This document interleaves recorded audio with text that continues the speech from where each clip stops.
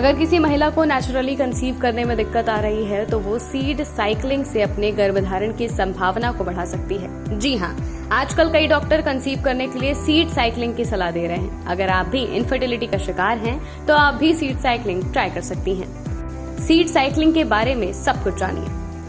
Oasis fertility website पर प्रकाशित एक लेख में बताया गया है कि सीड साइकिलिंग में अलसी के बीज, कद्दू के बीज, सूरजमुखी के बीज और तिल के बीज शामिल होते हैं। मासिक चक्र के अलग अलग स्टेज पर इन बीजों का सेवन करना होता है।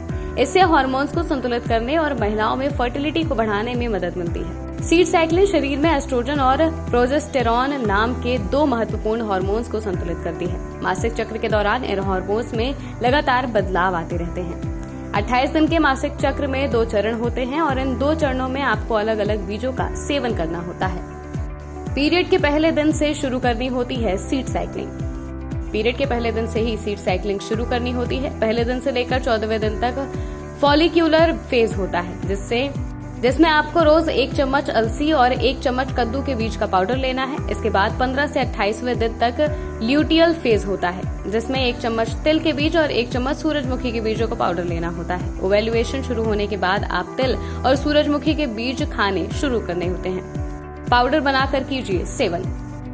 आप इन बीजों को हल्का भूनकर इनका अलग अलग पाउडर बना लें। अब 1-1 चम्मच पाउडर को आप अपने ब्रेकफास्ट सीरियल में डालकर खा सकती हैं। आप स्मूदी या फिर लस्सी में भी इन बीजों को डाल सकती हैं। इसके अलावा सलाद या फिर सूप में भी इन्हें मिलाया जा सकता है। 1 कटोरी दही में भी बीज का पाउडर डालकर खा सकते हैं, या फिर आप जो भी सब्जी बनाकर खा रही हैं उसमें इस पाउडर को डाल लें। शरीर में कई तरह के सकारात्मक बदलाव आएंगे।